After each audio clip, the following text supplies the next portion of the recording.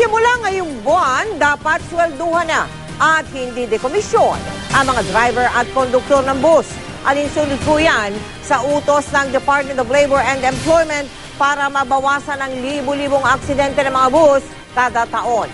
Pero sa inspeksyon kanina, lumabas na marami pang operator ng bus ang di pa rin sumusunod sa naturang utos. Nakatutok si Steve Dailisan.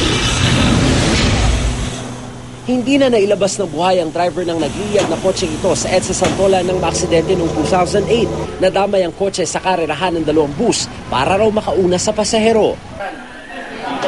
Sa EDSA Guadalupe naman noong Pebrero, hindi lang sa gitgita na uwi ang pag-aagawan sa pasahero ng dalawang bus. Nagkasuntukan din ang mga driver at konduktor. Sa Metro Manila pa lang, libo-libo ang aksidente sa bus kada taon. Hindi maikakailang ilan sa mga ito ang iniuugnay sa kaskaserong patakbo. Dahil na rin sa pag-aagawan sa pasahero, lalo na kung ang kita ng driver at konduktor nakasalalay sa dami ng maisasakay.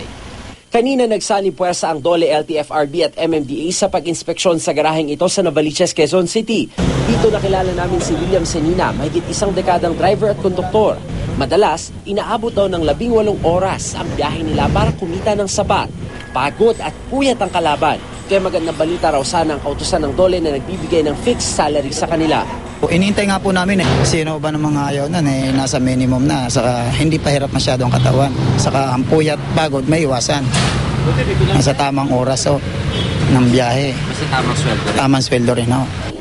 Ikinagulat ng composite team na sa kabila ng 6 na buwang palugit, ngayon palang pinaplansya ng kumpanya ni Mang William ang usapin sa sahod. Ang una yung dapat gagawin mo dyan is meeting na yung mga tao para pag-usapan yung mga yan.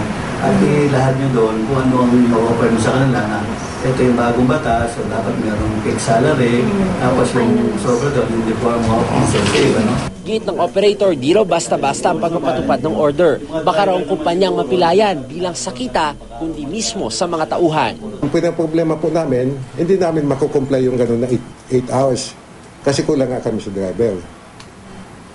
Kasi magkakaroon talaga ng overtime ng driver.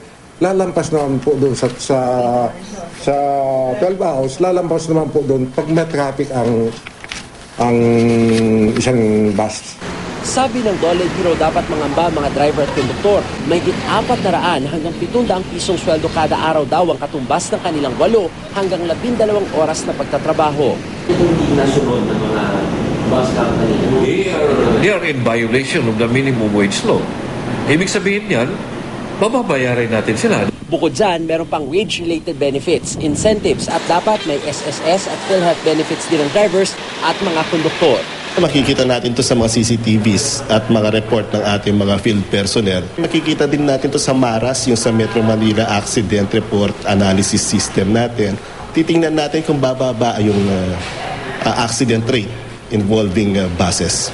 Meron na lamang hanggang Setyembre ang bus companies na may prangkisa na mapapaso sa 2013 para makakuha ng Certificate of Compliance mula sa DOLE. Sa 158 bus companies sa NCR, Region 3 at 4A, 2 pa lang daw ang may maayos na programa alinsunod sa fixed wage, habang 6 ang nasa proseso na ng pagsunod. Bibigyan lamang na hanggang 5 araw mga na-inspeksyong bus company para sila'y makasunod sa ipinatutupad na standard fixed salary para sa kanilang mga bus driver at konduktor, dahil kung hindi, posible raw silang maharap sa suspensyon hanggang sa tuluyang kanselasyon ng prangkisa. Steve Dailisa, Nakatutok, 24 Oras.